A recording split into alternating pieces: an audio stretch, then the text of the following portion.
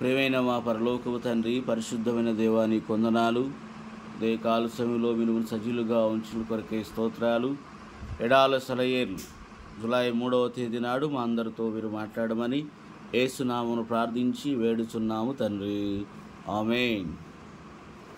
July 3 ఎడాల్లో సెలయేర్లు.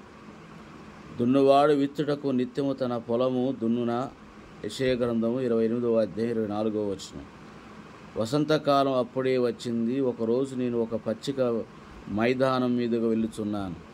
గడ్డి మెత్తగా పట్టుకుచ్చులాగా ఉంది. మైదానంలో ఒక చివరగా ఒక పెద్ద చెట్టు, అది ఎన్నెన్నో పక్షులకు నివాస స్థానం. ఆ మైదానంలో వీచే చల్లని గాలి అంతా ఆ పక్షులు కిలకల రావాలతో నిండిపోయి ఉంది. ఆ చెట్టు కింద ఒక ఆవు పడుకొని నెమరేస్తూ ఉంది. బాటకి యువతలుగా ఒక పొదకి బంగారు చెంగావి రంగులు కలబోసిన పూల గుత్తులుగా పూసాయి. దానిపై ఒక వైలెట్ పూలు పూసిన తీగె ఎగబ్రాకి ఉంది. ఆ ఫినిషింగ్ని అనుకొని అలా నిలబడిపోయి ఆ దృశ్యాన్ని తదేకంగా చూశాను. ఇంతకంటే అందమైన గడ్డి మైదానం, అందమైన దృశ్యం మరెక్కడా లేదనుకుంటాను. తరువాత రోజు కూడా అటుగా వచ్చాను. చూస్తే ఏముంది, అంతా నాశనం. ఒక రైతు నాగలి నానుకొని నిలబడి ఉన్నాడు. అంత వికృతమైన నాగటి చాళ్ళు మెత్తటి పచ్చి గడ్డి స్థానంలో బయటికి వచ్చి నగ్నంగా కనిపించి ముదురు గోధుమ వన్నె మట్టి. పక్షుల పాటలకి బదులు అక్కడక్కడ కొన్ని కోళ్ళు పురుగుల కోసం నేలను మట్టగిస్తాయి. ఆ పూల పొద వైలెట్ పూలు పూసిన ఏమైపోయాయి? చాలా బాధపడ్డాను. ఇంత అందమైన దృశ్యాన్ని పాడు చేయడానికి ఈ రైతుకు మనసు ఎలా వచ్చింది?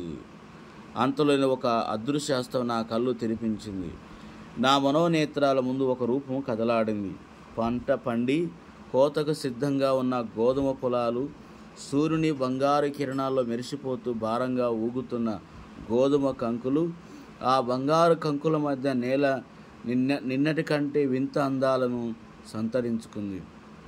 మన పరమసేద్యగాడు వచ్చి మన హృదయాలను నాగలితో లోతుగా దున్నేటప్పుడు మనకెంతో అందంగా కనిపించిన వాడిని త్రవ్వి వేళ్లతో సహా పెలికించినప్పుడు, బాధగా చూస్తున్న మన కంటికి ఆ ఎర్రని నేల మాత్రమే కనిపించినప్పుడు మనకి దర్శనము కలగాలి.